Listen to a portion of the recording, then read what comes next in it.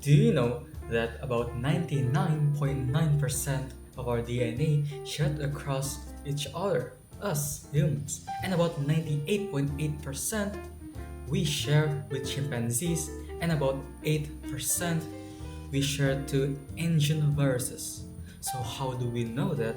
Well, it is scientists that knows them and learn about genomes. So what's it called? It's called genomics. Genomics is where scientists learns about genome. And so how do genomics can improve our life and how important and impactful it is. So let's talk about it. Many people get confused between the difference of genome and the DNA.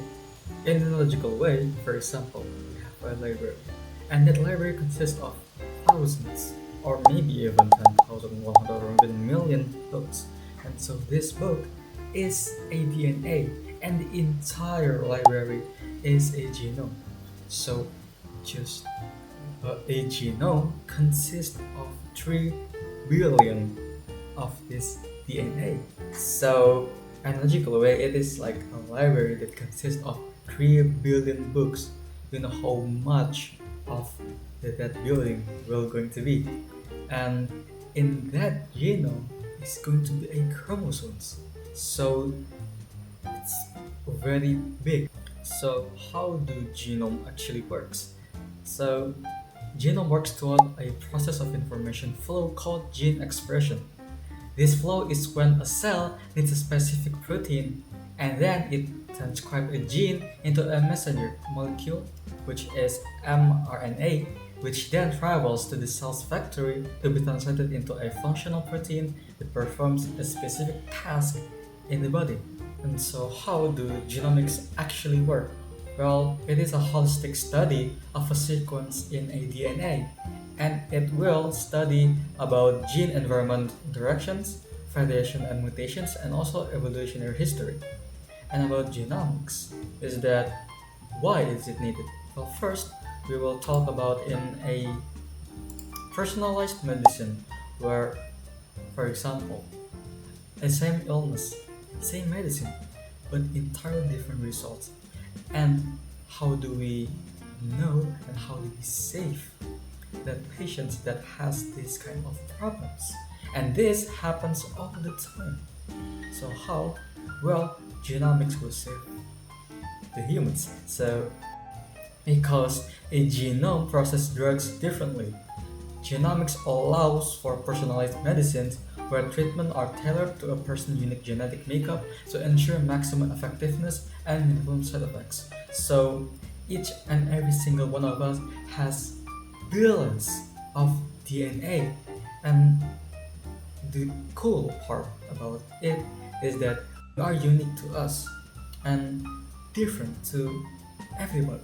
And we humans is like 8 billion, and we are very unique to others.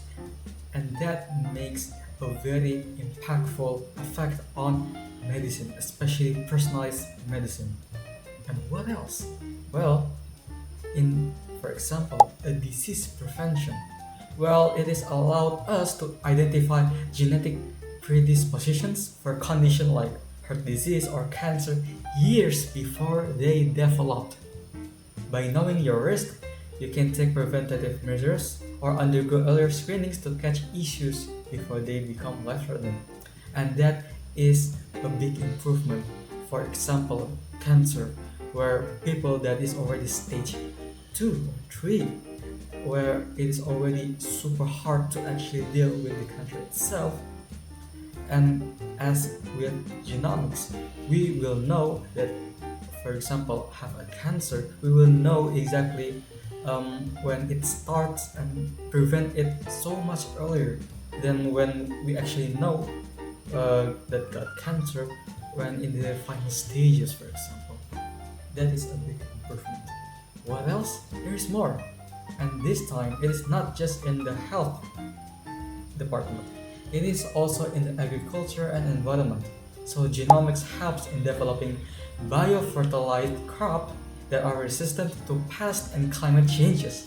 It also helps us monitor blood diversity, and track how viruses like flu strains evolve, which is crucial for preventing future pandemics. So, not just about the health and also medicine, it also know more about the environment that we live on. And the last thing is forensic science and ancestry, where it is a gold standard for DNA profiling in criminal investigation and help us trace our human family tree, showing how our ancestors migrated across the globe thousands of years ago. So, genomics can work as in health, environment, agriculture, and also history.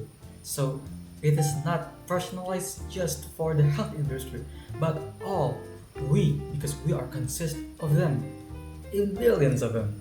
So, I'm going to talk about the future of genomics and how it can be improved. But the first thing is the current reality and also how it's going to be in the future. Today, genomics has moved from the lab to the clinic, making rapid diagnosis tests and targeted cancer therapies a reality. In the future, we are looking at gene editing, or in short, CRISPR, which could potentially cure inherited disorders by fixing the manual at the sources, like diabetes, for example, or even cancer.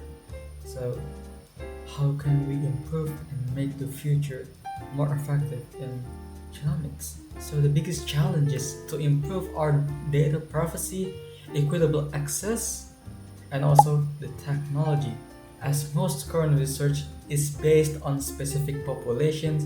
Expanding our database to include all ethnicities will make genomics medicine accurate for everyone on Earth. So we can make an improve on genomics by actually being aware of it, talk about it. And if thus, we can make genomics get more funded, and in the future it will bring us more impactful, not just in health, but in history, in environment, and also in agriculture. So make sure to be more aware of genomics and make sure to be more excited about what is in the future for genomics. So that is my presentation. Wassalamualaikum warahmatullahi wabarakatuh. Thank you.